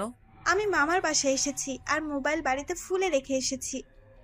তার মানে সাদিয়া নাদিমদের বাসায়। এ কারণে তো এনামুল বলল সাদিয়াকে কিছুদিন ধরে দেখে না। মনে মনে বললাম, তাদের কারো মোবাইল থেকে ফোন দেয়া যায় না। প্লিজ তুমি রাগ করো না, আমি তোমার নাম্বারটা মুখস্থ করে রাখি নাই। আমার নাম্বার মুখস্থ করবে কিভাবে? আমাকে কিভাবে মারবে তার প্ল্যান করছো? আপনারা কি ভাবছেন আমি ওর সাথে এত সুন্দর করে কথা বলছি কেন? আরে ভাই, এটা আমি ওর সাথে অভিনয় করছি। দেখি তার মনের অনুভূতি কেমন। ও আজকে আমার সাথে দেখা করতে পারবে? কোথায় দেখা করবে? কফি শপে, রাত 9টা। আচ্ছা ঠিক আছে, ওকে বাই। বাই। ফোন কেটে দিয়ে ওয়াশরুমে ঢুকে ফ্রেশ হয়ে দুপুরের খাবার খেয়ে রুমে এসে একটা ঘুম দিলাম। বিকেলে ঘুম থেকে উঠে মা বাবাকে বলে গাড়ি নিয়ে রেস্টুরেন্টে চলে আসলাম। রেস্টুরেন্টে কিছুক্ষণ থেকে কফি শপে চলে আসলাম। আমি একটা টেবিলে গিয়ে বসলাম। কিছুক্ষণ পর দেখি সাদিয়া আসলো। আমি বুঝি না এই মেয়েটা আমাকে কি পাগল করে ছাড়বে। সাদিয়াকে আজকে এত সুন্দর লাগছে যা বলে বোঝাতে পারবো না, কিন্তু ওর এই রূপের পিছনে যে কত বড় শয়তান লুকিয়ে আছে সেটা একমাত্র আমি জানি। একটু দাঁড়াও তো। কেন? তোমাকে বলছে দাঁড়াতে। আমি আর কোনো কথা না বলে দাঁড়িয়ে গেলাম। দাঁড়ানোর সাথে সাথে সাদিয়া আমাকে জড়িয়ে ধরলো। এই, তুমি কি করছো? সবাই তাকিয়ে আছে। দেখলে দেখুক, আমার কিছু যায় আসে না। কতদিন পর তোমার সাথে দেখা, তাই তোমাকে জড়িয়ে ধরলাম। ঠিক আছে, এবার ছাড়ো। হুম। সাদিয়া আমাকে ছেড়ে দিয়ে একটা চেয়ার টেনে বসলো। দুজনে কফি খেতে খেতে কথা বলছি। কফি খাওয়া শেষ করে বাহিরে আসার পর সাদিয়া বলল, আমাকে একটু বাসায় নামিয়ে দিয়ে আসো, আজকে আমি গাড়ি নিয়ে আসি নাই। ঠিক আছে, আসো। তারপর দুজনে গাড়িতে উঠে যেতে লাগলাম। সাদিয়া আমার ঘাড়ে মাথা দিয়ে রাখলো। সাদিয়ার দিকে তাকালে বোঝা যায় সে কিছু জানে না। গাড়ি চালাতে চালাতে হঠাৎ দেখি 2-3টা গাছের গুড়ি রাস্তার মাঝখানে পড়ে আছে। আমি সাদিয়ার দিকে তাকিয়ে দেখি ঘুমিয়ে পড়েছে। আমি তাকে সিটে সুন্দর করে রেখে একটা মুচকি হাসি দিয়ে গাড়ি থেকে বের হয়ে আসলাম। গাড়ি থেকে নামার সাথে সাথে আমার চারপাশে কিছু ছেলে ঘেরাও করে ফেলছে। তাদের হাতের দিকে তাকিয়ে দেখি লাঠি, ছুরি আরো ইত্যাদি সামগ্রী। তোরা আমাকে এভাবে ঘেরাও করছিস কেন? আমি বলছি তাই। ওহ তুই? আমি তোকে আর তোর বোনকে মারতে আমি অনেক লোক পাঠিয়েছি, কিন্তু তারা কিছু করতে পারে না। তোদের মারতে গিয়ে আমার অনেক লোক মার খেয়েছে। তুই এখন আমাকে মারবি? সেটা তুই কখনো পারবি না, কারণ তুই এই রাসেলকে এখনো চিনতে পারিস নাই। আমার কোনো দোষ নেই, তারপরও তুই আমাকে মারতে আসলি। তোর কারণে আমার একমাত্র বোন গলায় দড়ি মরেছে, তারপরে তুই বলছিস তোর কোনো দোষ নেই। আমি তো তোর বোনকে গলায় দড়ি দিতে বলি নাই, আমি তাকে শুধু বলছি ওকে আমি ভালোবাসতে পারবো না। তুই আমার বোনকে ভালোবাসিস নাই কেন? ওর কোন দিক দিয়ে কম ছিল? চেহারায়, গাড়ি বাড়ি সব কিছুই তো ছিল। তোর বোনকে আমি ভালোবাসি নাই এই কারণে যে তোর বোন ছিল একটা অহংকারী মেয়ে। তোর বোন গরিবকে মানুষ মনে করতো না, তাদের উপর অন্যায় অত্যাচার করত। এই কারণে তুই অনেক বড় ভুল করে ফেলেছিস। এখন তোকে মেরে আমার বোনের হত্যাকারীর প্রতিশোধ নিব। সেটা তুই কখনো পারবি না। ও মা, তাই নাকি? তাই জানো। আমার হাতে এটা কি দেখছিস? তোর কারণে আমার মামাতো বোন রিয়া গলায় দড়ি দিছে। তোকে আমি বাঁচিয়ে রেখি কিভাবে? এবার আমি বলি, তুমি শোনো। আমি জানি সাদিয়া তুমি আমাকে ভালোবাসো নাই, আর তুমি এটাও জানো আমি একজন মন্ত্রীর ছেলে। আমাকে মারার জন্য তুমি আমার সাথে প্রেমের অভিনয় করছো। ঠিকই ধরেছিস, আমি কখনো তোকে ভালোবাসি নাই। আমি বিদেশ থেকে পড়াশোনা শেষ করে বাড়িতে আসার পর নাদিম আমাকে সবকিছু খুলে বলেছে। তারপর আমি তোকে মারার প্ল্যান করি। আমার জন্মদিনে তোকে দেখে আমি তো অবাক হয়ে গেলাম। তারপর তোর সাথে নিজেই গিয়ে কথা বললাম। তোর রেস্টুরেন্টে গিয়ে তোর দিকে তাকিয়ে থাকতাম যেন তুই বুঝতে পারিস আমি তোকে পছন্দ করি। পরে তুই নিজে এসে আমাকে ভালোবাসার কথা বলছিস। তোকে মারার জন্য অনেক প্ল্যান করছি, কিন্তু কোনো কাজ হয় নাই। তারপর নাদিমকে ফোন দিয়ে দেশে আসতে বললাম। তোকে চিনতে পেরেছি। নাদিম আমাকে তোর একটা ছবি পাঠিয়েছে। তোর বোনকে মারতে চেয়েছি, কিন্তু তোর বোনের চারপাশে তুই লোক লাগিয়ে রেখেছিস, তাই তাকে কিছু করতে পারি নাই। এখন তোকে মারবো, তারপর রিয়ার আত্মা শান্তি পাবে। বলে আমাকে গুলি করে দিল। আমি তাকিয়ে দেখি নাদিম আমাকে গুলি করছে। সাদিয়া দাঁড়িয়ে দাঁড়িয়ে হাসতে আছে। কিন্তু অবাক করার বিষয় হলো এনামুল আর তার লোকের কি হলো? তাদের তো আমি গাড়িতে থাকতে লোকেশন দিয়ে দিছি। আমি মাটিতে পড়ে গেলাম। মা, বাবা, রাইসার চেহারা চোখের সামনে ভাসতে লাগলো। আর বুঝি তাদের দেখবো না। আস্তে আস্তে চোখ বন্ধ হয়ে গেল। এবার হয়তো আপনারা আসল রহস্য জেনে গেছেন যে নাদিম আমাকে কেন মারছে। সাদিয়ার একটু কষ্ট হলো না? ওর আবার কষ্ট হবে কেন? ও তো আমাকে ভালোবাসে নাই। আপনাদের আরেকটা রহস্য খুলে বলি। আমার আব্বু রাইসার সাথে আকাশের বিয়ে মানা করার পর কেন কিছু বলল না? আকাশের আব্বু, আকাশ আর তার বাবা কেন কিছু বলে নাই? তাহলে আকাশের বাবা অবৈধ ব্যবসা করে, নারী পাচার করে বাহিরে রাষ্ট্রে, আর বাহিরে আকাশ সব কিছু করে। আকাশের আব্বু এসব করে আমার আব্বুর পাওয়ারে। আব্বুর সাথে কিছু করতে গেলে তাদের ব্যবসা বন্ধ হয়ে যাবে, সে কারণে কিছু বলে নাই। মনে পড়ে তোমাকে যখন থাকি নীরবে ভাবি, শুধু তোমাকে সবসময় অনুভবে স্বপ্নে দেখি। তোমাকে চোখের প্রতি পলকে আপন ভাবি, তোমাকে আমার প্রতি নিঃশ্বাসে ও বিশ্বাসে। তুমি সেই স্বপ্ন করি যাকে নিয়ে স্বপ্ন দেখি। তুমি সেই অনুভূতি যাকে আমার মন অনুভব করে। তুমি সেই প্রেমিকা যার ভালোবাসার ছন্দ প্রেমিক আমি। চোখ খুলে দেখি আমার পাশে একজন মায়ের বয়সী মহিলা বসে আছে। চারপাশে তাকিয়ে দেখি আমি একটা হাসপাতালের কেবিনে আছি। আমাকে চোখ খুলতে দেখে মহিলাটি আমাকে জড়িয়ে ধরে কান্না করে দিল আর বলতে লাগলো, বাবা রাসেল, তোর জ্ঞান ফিরেছে? আজকে 3 দিন পর তোর জ্ঞান ফিরেছে। আপনি কে? আমি তো আপনাকে চিনতে পারছি না। কি বলছিস তুই? আমি তোর মা। আমি আপনাকে চিনতে পারছি না। মহিলাটি ডাক্তারকে ডাকতে শুরু করলো। কিছুক্ষণ পর একজন ডাক্তার কেবিনে আসলো। দেখেন ডাক্তার, আমার ছেলে আমাকে চিনতে পারছে না। দেখি, আপনি একটু সরুন, আমি দেখছি। ডাক্তার আমাকে ভালো করে দেখে বলল, যেটা ভেবেছিলাম সেটাই হয়েছে। আপনার ছেলে স্মৃতিশক্তি হারিয়ে ফেলেছে। তাকে গুলি করার পর মাথায় আঘাত করা হয়েছে, তাই আপনার ছেলে অতীতের সবকিছু মনে করতে পারছে না। কি বলছেন ডাক্তার? আমার ছেলে কি ভালো হবে না? সেটা বলতে পারছি না, আল্লাহ চাইলে ভালো করতে পারেন। তবে একটা কথা শুনে রাখবেন, ওকে কখনো উত্তেজিত করবেন না, তাহলে মাথায় সমস্যা হতে পারে। ঠিক আছে ডাক্তার, আল্লাহ আমার ছেলেকে বাঁচিয়ে রাখছে, এটাই অনেক। আমি ওর আব্বুকে ফোন দিয়ে আসতে বলছি। তারপর আম্মু আব্বুকে ফোন দিয়ে হাসপাতালে আসতে বলল। হঠাৎ একটা মেয়ে এসে আমাকে জড়িয়ে ধরে কান্না করে দিল। এই, আপনি কে? আর আমাকে জড়িয়ে ধরলেন কেন? ভাইয়া তুই কি বলছিস? আমি তোর বোন রাইসা। আমি তো আপনাকে চিনতে পারছি না। আম্মু, ভাইয়ার কি হয়েছে? ও আমার সাথে এইভাবে কথা বলছে কেন? তারপর আম্মু রাইসাকে সবকিছু খুলে বলল। আমি আপনাদের কাউকে চিনতে পারছি না। রাইসা আর আম্মু কান্না করছে। কিছুক্ষণ পর দেখি একজন বাবার বয়সী লোক কেবিনের ভিতরে আসলো। ভিতরে ঢুকে আমার পাশে বসে বলল, কেমন আছিস রাসেল? আমি ভালো আছি। আপনি কে? আমি তোর বাবা। তুই কি আমাকে চিনতে পারছিস না? আমি কাউকে চিনতে পারছি না। আম্মু আব্বুকে সবকিছু খুলে বলল। 5 দিন পর আমাকে তাদের বাসায় নিয়ে গেল। আমাকে একটা রুমে নিয়ে গেল। রুমের ভিতরে ঢুকে দেখি চারপাশে আমার ছবি দিয়ে ভরা। আচ্ছা, ওই ছেলেটাকে দেখতে একেবারে আমার ওটা তুই বাবা। তোর স্মৃতিশক্তি হারিয়ে গেছে, তাই তুই কাউকে চিনতে পারিস নাই। তুই আস্তে আস্তে সব অতীত মনে করতে থাক, দেখবি সব কিছু মনে পড়বে। আমি অতীত মনে করতে লাগলাম, কিন্তু আমার কিছুই মনে পড়ছে না। হঠাৎ মাথা ব্যথা শুরু হয়ে গেল। আমি বিছানায় বসে পড়লাম।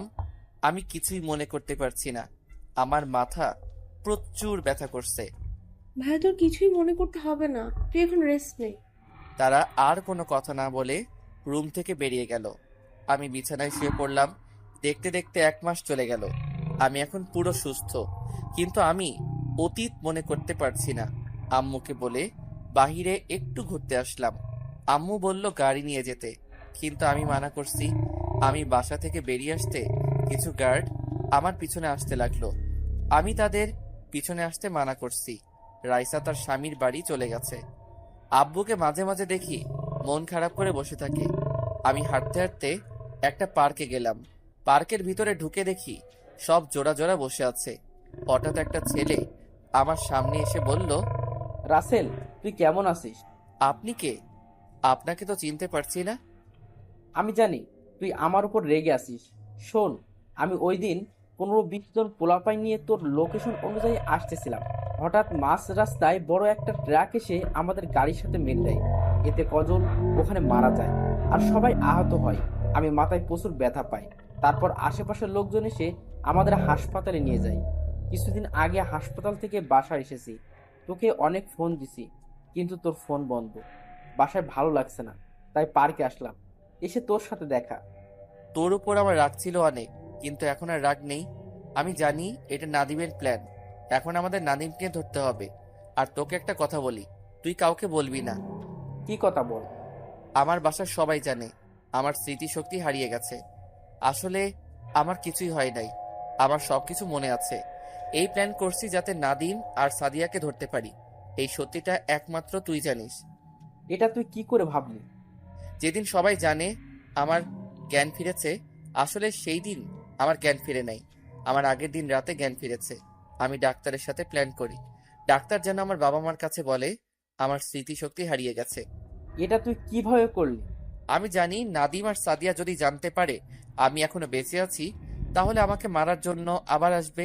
কিন্তু আমি তাদের সাথে অভিনয় করে যাব, তাদের নিজের আয়ত্তে এনে কঠিন শাস্তি দিব। তুই তাদের সাথে মিলবি কিভাবে? ওরা তো তোকে দেখলে মারার জন্য আসবে। মিলার একমাত্র উপায় হলো সাদিয়া। তাকে কিডন্যাপ করলে মিলা সম্ভব। কিন্তু তাকে কিভাবে কিডন্যাপ করবি? একটা প্ল্যান বের করতে হবে যাতে সাদিয়াকে কিডন্যাপ করতে পারি। তোর পোলাপাইন এখন কেমন আছে? আর তোর কত পোলাপাইন আছে বর্তমানে? আমার তো এখনো অনেক পোলাপাইন আছে। ঠিক আছে, আমি তোর সাথে রাতে কথা বলবো। আমি এখন মার্কেট থেকে মোবাইল কিনে বাসায় যাব। বেশি দেরি হলে আব্বু আম্মু চিন্তা করবে। ঠিক আছে, যা। আমি আর কোনো কথা না বলে মার্কেটে চলে গেলাম।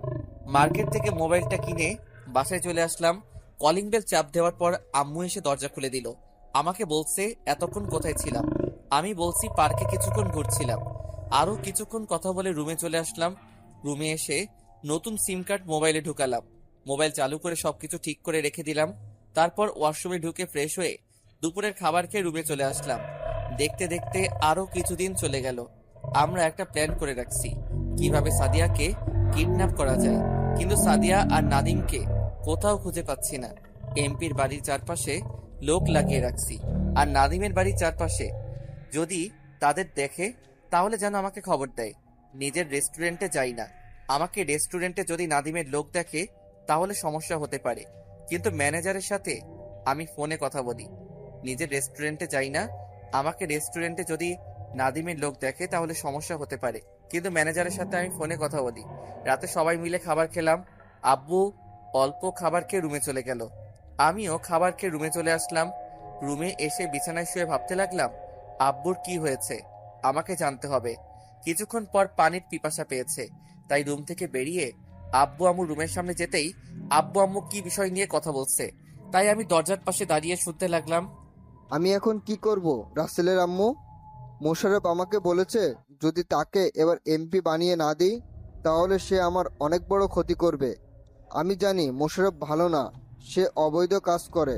তুমি ওকে আইনের আওতায় নিয়ে আসো।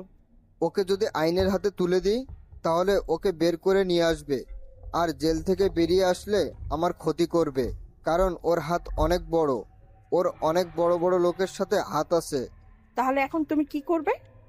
রাসেল যদি স্মৃতিশক্তি না হারাতো তাহলে ওকে বললে সব মিটিয়ে নিত। আমি জানি রাসেল পারে না এমন কোনো কাজ নেই। সব থেকে বড় কথা হলো রাসেলের অতীত কিছুই মনে নেই। যদি ওকে ভুলিয়ে ভালিয়ে নিয়ে মেরে ফেলে তাহলে আমরা কাকে নিয়ে বাঁচবো?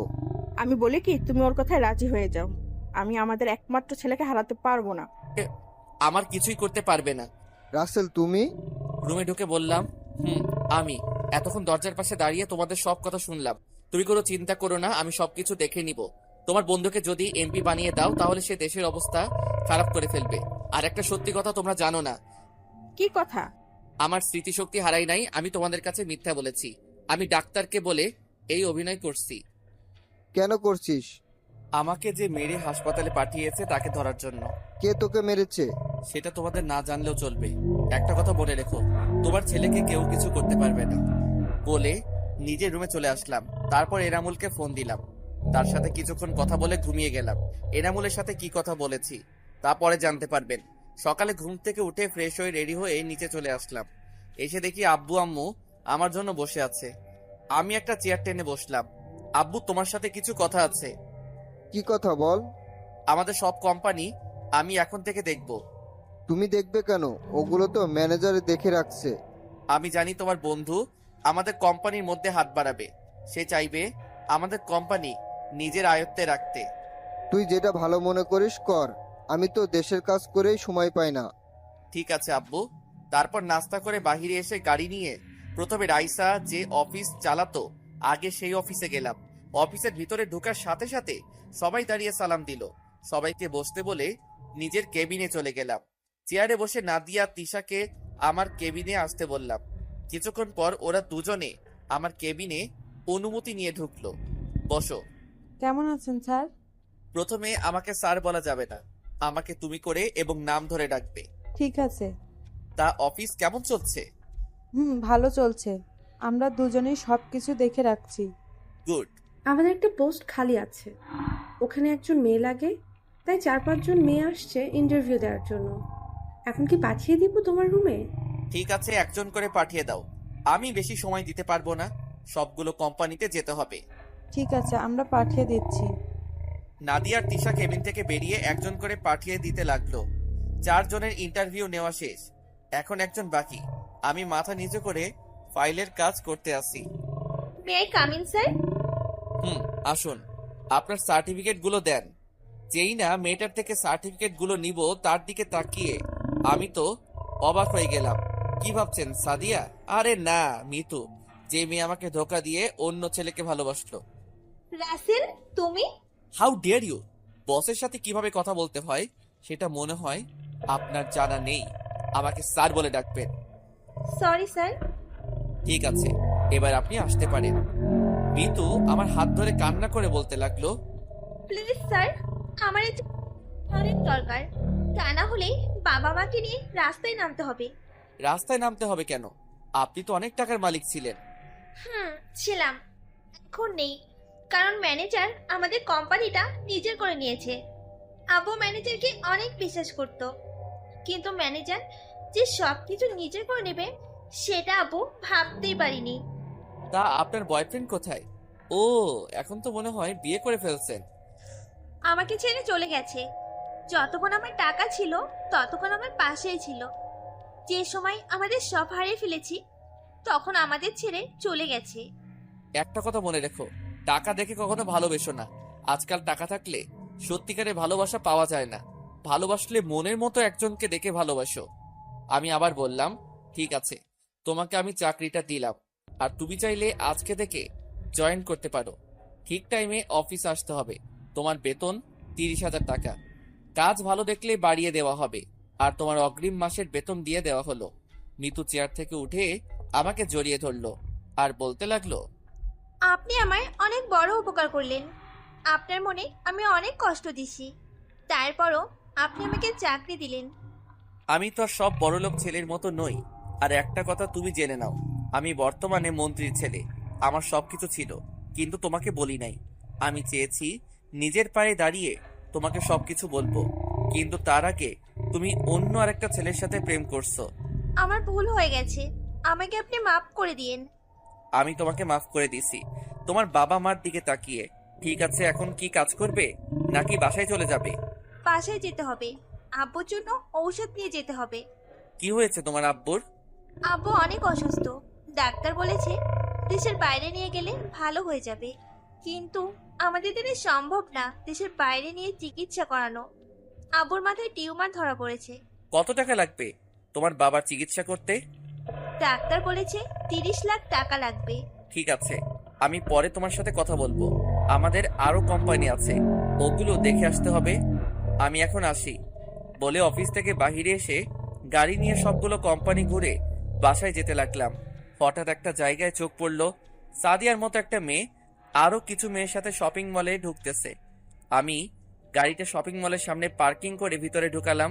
পুরো শপিং মল খুঁজলাম, কিন্তু তাদেরকে দেখতে পেলাম না। আর তারপর শপিং মল থেকে বেরিয়ে এসে গাড়ির ভিতরে ঢোকার সাথে সাথে একটা গাড়ির ভিতরে ঢুকে আমার মাথার পিছন দিয়ে গুলি ধরলো। কোনো কথা বলবি না, সোজা গাড়ি চালা। কে আপনি, আর আমার মাথায় গুলি ধরছেন কেন? সেটা কিছুক্ষণ পর জানতে পারবি। এখন আমি যেদিকে যেতে বলবো তুমি সেই দিকে যাবে। আমি আর কোনো কথা না বলে তার কথা মতো গাড়ি চালাতে লাগলাম। আমি এক হাতে মোবাইল নিতে গেলে মেয়েটা বলল, মোবাইল হাতে নেওয়া যাবে না, তা না হলে গুলি করে দেব। মোবাইল হাতে না নিয়ে গাড়ি চালাতে লাগলাম। কিছুক্ষণ পর একটা পুরোনো বাড়ির সামনে চলে আসলাম। তারপর আমাকে গাড়ি থেকে নামতে বলল। হঠাৎ মেয়েটা আমাকে জড়িয়ে ধরে কান্না করে দিল। আমি তাকে ঘুরিয়ে তার চেহারা দেখে পুরো অবাক হয়ে গেলাম।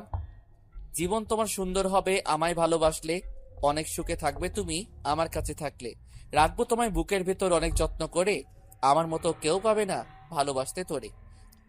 তোমার ঠোঁটের হাসি আমি হারাতে দিব না, তুমি শুধু আমার কথায় একবার বলো হ্যাঁ।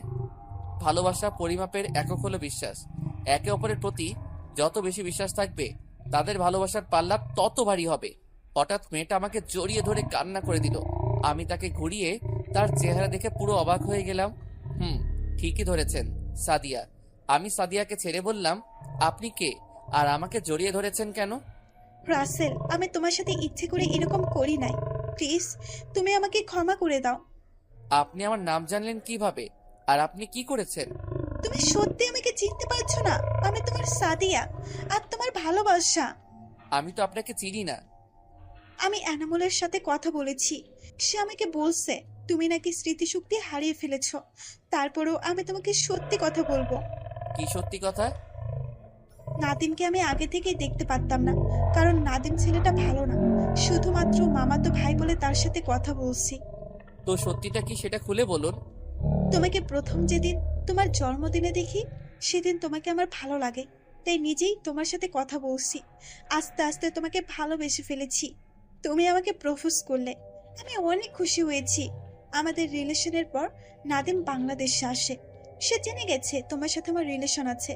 তখন সে আমার ওয়াশরুমে ক্যামেরা ফিটিং করে, আমার গোসলের ভিডিও করে। তারপর আমাকে ভিডিও দেখিয়ে বলে আমি যদি তোমাকে তার হাতে তুলে না দিই তাহলে আমার গোসল করা ভিডিও নেটে ছেড়ে দেবে। তুমি তো জানো আমার বাবা একজন এমপি, যদি তার মেয়ের এমন কিছু নেটে দেখে মানুষ, তাহলে আব্বু পরিবেশে মুখ দেখাতে পারবে না। তাই নিজের ইজ্জত আর বাবার সম্মানের কথা চিন্তা করে নাদিমের কথায় রাজি হয়ে গেলাম। ওই দিন তোমাকে আমি গুলি করি নাই, গুলি করেছে নাদিম। তোমাকে মেরে বাসায় গিয়ে অনেক কান্না করছি। নিজের চোখের সামনে তোমার মরণ দেখে আমি অনেক কষ্ট পেয়েছি। কিছুদিন পর নাদিম জানতে পারলো তুমি বেঁচে গেছো, তাই নাদিম এতদিন একটা পুরোনো বাড়ির ভেতরে আমাকে আটকে রেখেছে। নাদিম বাইরে বের হতো না। আজকে সকালে নাদিম আমার ওয়াশরুমে ঢোকে ফ্রেশ হতে। ওয়াশরুমে ঢোকার আগে তার মোবাইল এবং রুমের চাবি আমার বিছানায় রেখে গেছে। আমি চাবিগুলো হাতে নিয়ে দেখি 2টা চাবি, তারপর একটা খুলে নিজের কাছে রেখে দিলাম। নাদিম ওয়াশরুম থেকে বেরিয়ে চাবি আর মোবাইল নিয়ে বাসা থেকে বেরিয়ে গেছে। তারপর আমি নিজের কাছে চাবিটা দিয়ে রুমের দরজা খুলে বাইরে এসে দেখি আশেপাশে কেউ নেই। আপনারা হয়তো বলবেন 2টা চাবি থেকে একটা রেখে দিলাম, নাদিম দেখলো না। আসলে একই তালায় 2টা চাবি ছিল, আরো অনেক চাবি ছিল সাথে, তাই নাদিম বলতে পারলো না। বাসা থেকে বেরিয়ে এসে নিজের বাড়িতে যেতেছিলাম। আমি নিজের মুখটা ঢেকে যাচ্ছিলাম। হঠাৎ রাস্তার পাশে দেখি এনামুল দাঁড়িয়ে আছে। তার কাছে গিয়ে তোমার কথা জিজ্ঞাসা করলাম এবং আমার সাথে কি হয়েছে সব খুলে বলছি। তারপর সে বলল তুমি নাকি আজকে অফিসে গেছো, তাই তোমার অফিসের সামনে যেতে লাগলাম। হঠাৎ দেখি তুমি গাড়ির ভেতর থেকে আমার দিকে তাকিয়ে আছো, তাই আমি কিছু মেয়ের ভেতরে ঢুকে শপিং মলের ভেতরে ঢুকে গেলাম। যখন দেখলাম তুমি গাড়ি দাঁড় করিয়ে ভেতরে আসতে লাগলে, তখন আমি শপিং মলের ভেতরে একটা দোকানে লুকিয়ে থাকলাম। যখন তুমি সামনে চলে গেলে, তখন আমি শপিং মল থেকে বেরিয়ে একটা খেলনা পিস্তল নিয়ে তোমার গাড়ির পাশে লুকিয়েছিলাম। তারপর কি হলো তুমি তো জানো। নাদিম এখন কোথায় আছে সেটা তুমি জানো? আমি জানতে পারলাম নাদিম অবৈধ ব্যবসা করে এবং আমেরিকা তার এক বন্ধু আছে। তার নাম জানো কি? ও মনে পড়ছে, ওর নাম আকাশ। আকাশের বাবা বাংলাদেশে থেকে সবকিছু করে, আর তারা দুজনে আমেরিকা পাচার করে। বুঝতে পারছি। তোমাকে একটা কথা বলি, আমার কিছুই হয় নাই। আমি মনে করছি তোমার সাথে অভিনয় করে নাদিমকে ধরবো। কি তুমি সত্যি বলছো? সত্যি বলছি। আর নাদিম যখন মোবাইলটা তোমার পাশে রেখে ওয়াশরুমে গেছে, তখন তুমি তার মোবাইল থেকে ভিডিওটা ডিলিট করে দিলে না কেন? তার মোবাইল লক ছিল। নাদিমকে এখন কোথায় পাওয়া যাবে সেটা তুমি বলতে পারবে? সেটা বলতে পারবো না, তবে নাদিম তার লোকের সাথে কথা বলতে শুনছি। এই জায়গাটার কথা বেশি বলে। ও, এখন তুমি কোথায় যাবে? আমি তো এখন বাসায় যেতে পারবো না, যদি নাদিমের লোক আমাকে দেখে ফেলে। সমস্যা নেই, তুমি এখন থেকে আমাদের বাড়িতে থাকবে। আর নাদিমকে কিভাবে ধরা যায় সেটার প্ল্যান করতে হবে। ওকে আমি ছাড়বো না। তারপর সাদিয়াকে নিয়ে বাসায় চলে আসলাম। বাসায় এসে কলিং বেল চাপ দিলাম। আম্মু এসে দরজা খুলে দিল। আমার সাথে সাদিয়াকে দেখে বলল, মেয়েটা কে রাসেল? আম্মু, ওর নাম সাদিয়া, আর আমি ওকে ভালোবাসি। খুব সুন্দর মেয়েটা, আমার অনেক পছন্দ হয়েছে। তোমার বাসা কোথায়? জি আন্টি, আমার বাসা এখানে। আমি বর্তমান এমপির মেয়ে। কি, তুমি এমপির মেয়ে? আসো ভিতরে আসো। ভিতরে ঢুকে আম্মুকে সব খুলে বললাম। তুমি কোনো চিন্তা করো না মা, রাসেল সব ঠিক করে ফেলবে। তোমার যতদিন মন চায় থাকবে। ঠিক আছে আন্টি। আন্টি কাকে বলছো? এখন থেকে আম্মু বলে ডাকবে। হুম। রাসেল সাদিয়াকে তোর পাশের রুমে নিয়ে যা। ওকে আম্মু। তারপর সাদিয়াকে নিয়ে আমার পাশের রুমে নিয়ে গেলাম। আজ থেকে তুমি এই রুমে থাকবে। রাসেল, আমার মনে হয় তুমি এখনো আমাকে ক্ষমা করো নাই। তোমার উপর রাগ হচ্ছে। তুমি আমাকে সব খুলে বললে না কেন? আমি ভয়ে কিছু বলতে পারি নাই। ঠিক আছে, আমি তোমাকে ক্ষমা করে দিচ্ছি। এখন ফ্রেশ হয়ে আসো। ঠিক আছে। আমি আমার রুমে চলে আসলাম। রুমে এসে এনামুলকে ফোন দিলাম। তার সাথে কিছু কথা বলে ওয়াশরুমে ঢুকে ফ্রেশ হয়ে সাদিয়ার রুমে গেলাম। রুমে ঢুকে সাদিয়ার দিকে তাকিয়ে দেখি গোসল করে তোয়ালে পেঁচিয়ে আছে শরীরে। সাদিয়াকে এভাবে দেখে চোখ ফিরাতে পারছি না। সাদা ধবধবে দেহটা। আমাকে এভাবে তাকিয়ে থাকতে দেখে সাদিয়া বলল, এভাবে তাকিয়ে কি দেখো? তোমাকে দেখি। ইচ্ছে করছে তোমাকে জড়িয়ে ধরে কিস করি। তোমাকে কেউ ধরে রাখছে? তুমি চাইলে করতে পারো। বিয়ের আগে আমি কিছু করতে চাই না। আর তুমি এভাবে দাঁড়িয়ে আছো কেন? শরীরটা কেমন খারাপ লাগছে, তাই গোসল করে ফেললাম। কিন্তু এখানে তো আমার জামা কাপড় নেই, কাউকে ডাকতে পারছি না। তুমি যে রুমে আছো এটা রাইসার রুম। আলমারিতে রাইসার জামা আছে, ওখান থেকে একটা জামা গায়ে দাও। ঠিক আছে। ওকে, তুমি জামা গায়ে দিয়ে নিচে আসো। আব্বু বাসায় আসছে। হুম। আমি আর কোনো কথা না বলে নিচে চলে আসলাম। নিচে এসে দেখি আব্বু আম্মু খাবার টেবিলে বসে আছে। আমাকে একা দেখে আম্মু বলল, কিরে তুই একা কেন? সাদিয়া মা কোথায়? আসতেছে। সাদিয়াকে আসলে দেখতে পাবে। কিছুক্ষণ পর সাদিয়া নিচে আসলো, এসে আমার পাশে একটা চেয়ার টেনে বসলো। সাদিয়াকে দেখে আব্বু বলল, তুমি এমপি রফিকুলের মেয়ে না? জি আঙ্কেল। আঙ্কেল কি বাবা বলে ডাকবে? বাবা বলে ডাকবে মানে? রাসেল আর সাদিয়া দুজন দুজনকে ভালোবাসে, কিন্তু সাদিয়ার একটা সমস্যার কারণে এই বাসা কিছুদিন থাকবে। কি সমস্যা? এখন খাবার খাও, আমি তোমাকে রুমে গেলে সব খুলে বলবো। তারপর সবাই খাবার খেতে লাগলাম। আম্মু সাদিয়াকে নিজের হাতে খাইয়ে দিতে লাগলো। সাদিয়া খাচ্ছে আর কান্না করছে। কি হয়েছে মা, তুমি কান্না করছো কেন? আম্মুর কথা ভীষণ মনে পড়ছে। কান্না করো না, সব ঠিক হয়ে যাবে, তারপর তুমি বাসায় যেতে পারবে। খাওয়া দাওয়া করে রুমে চলে আসলাম। রুমে এসে বিছানায় শুয়ে মোবাইল টিপতে লাগলাম। হঠাৎ এনামুল ফোন দিল। বল। তুই একটু বাইরে আসতে পারবি? তোর সাথে কিছু কথা আছে। ঠিক আছে, আমি আসছি। তুই কোথায় আছিস? আমার গোডাউনে চলে আয়। ঠিক আছে, আমি এখনই আসছি। আমি একটা শার্ট গায়ে দিয়ে রুম থেকে বেরিয়ে আসলাম। কাউকে কিছু বলি নাই। আব্বু আম্মু তাদের রুমে ছিল। বাহিরে এসে গাড়ি নিয়ে সোজা এনামুলের গোডাউনে চলে গেলাম। আমাকে দেখে এনামুল বলল, এসেছিস?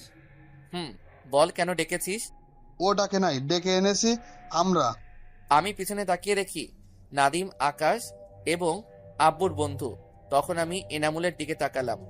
রাসেল, বিশ্বাস কর, আমি তোকে ডাকতে চাইনি। ওরা আমার বোনকে আটকে রেখেছে। ওরা বলছে তোকে যদি এখানে না নিয়ে আসি তাহলে আমার বোনকে নষ্ট করে মেরে ফেলবে, তাই বাধ্য হয়ে তোকে আসতে বললাম।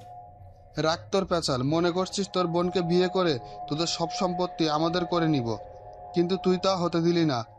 তাই আজকে তোর বোনের জামাই মানে তোর বন্ধুকে মেরে তোর বোনকে বিয়ে করব, আর তুই তাকিয়ে তাকিয়ে দেখবি। তোরা ওদের কিছুই করতে পারবি না। আমি তোদের কাউকে ছাড়বো না। বাবা আকাশ, ওর দেখি সহ্য হচ্ছে না, বৌমাকে নিয়ে আয়। ঠিক বলেছ আব্বু। ওই তোরা আমার জান পাখিকে নিয়ে আয়। কিছুক্ষণ পর দেখি কিছু লোক রাইসা আর রাফিকে নিয়ে আসলো। রাফির হাত বেঁধে রাখছে। রাইসা আমাকে দেখে বলল, ভাইয়া, এই শয়তানদের হাত থেকে আমাদের বাঁচাও।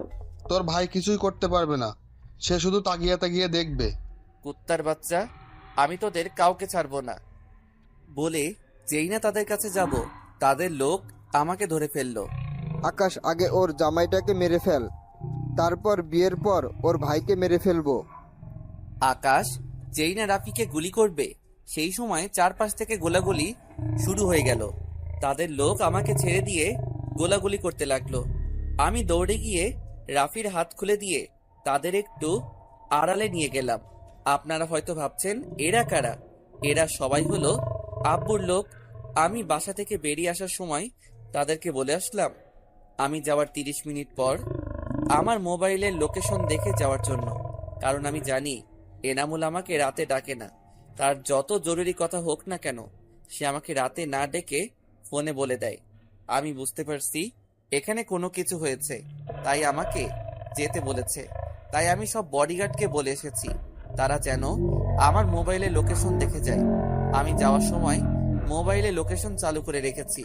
তো যাই হোক, হঠাৎ একটা গুলি এসে আমার বুকে লাগলো। আমি মাটিতে শুয়ে পড়লাম, চোখ ঝাপসা হয়ে আসছে। তারপর আর কিছুই মনে নেই। এদিকে আমার বুকে গুলি লাগতে দেখে রাইসা আমাকে জড়িয়ে ধরে কান্না করে দিল। এনামুল রাফিকে বলল আমাকে হাসপাতালে নিয়ে যেতে। তারা এদিকটা দেখছে।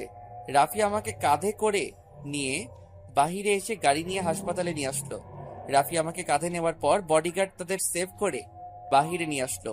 হাসপাতালে নিয়ে আসার পর ডাক্তার আমাকে অপারেশন রুমে নিয়ে গেল। রাইসা বাড়িতে ফোন দিয়ে বলল হাসপাতালে আসার জন্য। আমার বুকে গুলি লেগেছে। আব্বু আম্মু আর সাদিয়া এটা শুনে তারা 1 মিনিট দেরি না করে হাসপাতালে চলে আসলো। আব্বু আম্মু, সাদিয়া, রাইসা সবাই কান্না করতে লাগলো। ডাক্তার আমাকে দেখে বাহিরে গেল। ডাক্তার বাহিরে গিয়ে সাদিয়াকে বলল, আপনি এখানে? ডাক্তার, আমার রাসেলের কি হয়েছে? আপনার রাসেল মানে? ও আমার ভালোবাসা। আপনি জানেন এই রাসেল একদিন আপনাকে রক্ত দিয়ে বাঁচিয়েছে? তার মানে রাসেল আমাকে রক্ত দিয়ে বাঁচিয়েছে? এখন ওর জন্য রক্ত লাগবে। জরুরিভাবে 2 ব্যাগ রক্তের ব্যবস্থা করেন। রাসেল এর শরীর থেকে প্রচুর রক্ত বের হয়ে গেছে। রক্ত না দিতে পারলে তাকে বাঁচানো যাবে না। রাসেল যেহেতু আমাকে রক্ত দিয়েছে, তাহলে আমার রক্ত আর রাসেলের রক্তের গ্রুপ 1।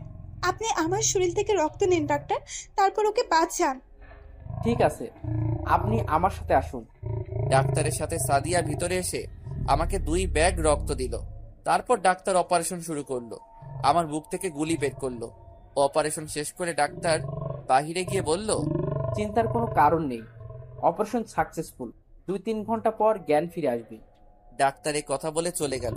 দেখতে দেখতে 2 ঘন্টা পর আমার জ্ঞান ফিরল। আমি চারপাশে তাকিয়ে দেখি আমি হাসপাতালে আছি। একজন নার্স আমাকে চোখ খুলতে দেখে বাহিরে চলে গেল। কিছুক্ষণ পর দেখি আব্বু, আম্মু, সাদিয়া আর রাফি রাইসা রুমে আসলো। আম্মু, আব্বু, রাফি রাইসা আমার সাথে কিছুক্ষণ কথা বলে বাহিরে চলে গেল। শুধু সাদিয়া রয়ে গেল। সাদিয়া আমাকে জড়িয়ে ধরে কান্না করে দিল। এই পাগলি, কান্না করো কেন? যদি তোমার কিছু হতো তাহলে আমি কাকে নিয়ে বাঁচতাম? আমার তো কিছু হয় নাই।